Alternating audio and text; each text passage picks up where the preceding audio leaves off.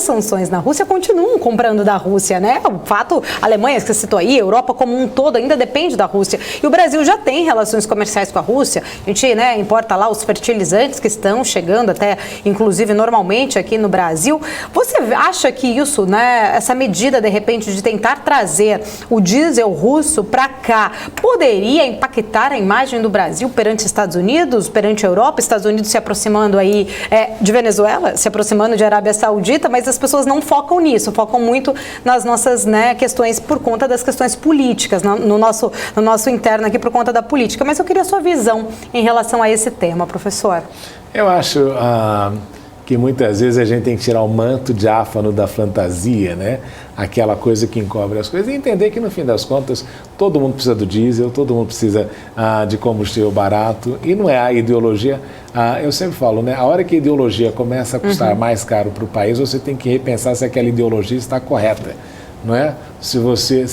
Porque a gente sabe que as pessoas não se alimentam, como eu falei, eu não me alimento de teclado de computador e também não me alimento de ideologia política, né? Você precisa que os países entreguem resultados positivos para as suas populações, para que tenham benefício econômico. Esse é o ponto fundamental, né, nessa história toda. Então, eu vejo que a gente perde muito tempo nessa discussão ideológica e a grande pergunta é: qual candidato é o que vai levar o país a uma renda per capita de 10 mil dólares, que a gente não atinge há muitos anos, 15 mil dólares, 20 mil dólares, 25 mil dólares?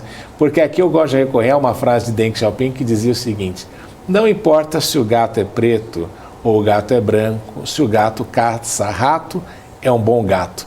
Eu acho que falta essa perspectiva quando nós analisamos isso, não é? O Brasil precisa caçar ratos neste momento, nós precisamos de diesel, nós precisamos de acesso a fertilizantes?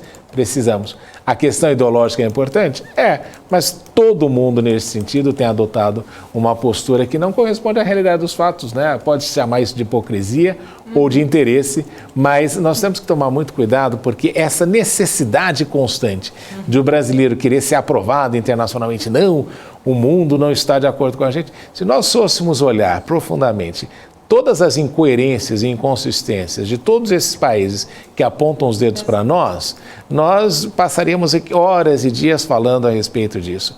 O grande problema é que nós sempre achamos que não, precisamos da aceitação para justamente poder fazer determinadas coisas. E o Brasil precisa entender aí que se quer jogar na liga dos grandes países, precisa se comportar dessa mesma maneira e entender que muitas vezes inconsistência é normal e acontece no jogo internacional.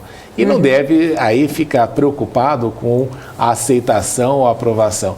Mas o grande desafio que a gente sempre tem, que aqui eu acho que é o equívoco nosso, é que como nós temos uma dependência do capital externo, esta dependência do capital externo é que gera essa relação de subserviência, que os chineses conseguiram enfrentar muito bem, justamente porque você precisa ter um capitalismo doméstico forte, que cresça, que você consiga ter no seu mercado com investimento para que tenha a economia que possa dizer as regras e seja aí não o que a gente chama em inglês, né? Você tem o rule maker, o que faz a regra, e o rule taker, aquele que recebe a regra que é feita pelos outros. Então, a autonomia econômica do país, em razão de um capitalismo doméstico forte, pujante, é essencial. E a dependência do investimento estrangeiro, por incoerências da política doméstica, é que fazem essa subserviência de achar, não posso fazer isso porque senão não vou receber investimentos. Isso não é política externa altiva que todo país precisa ter.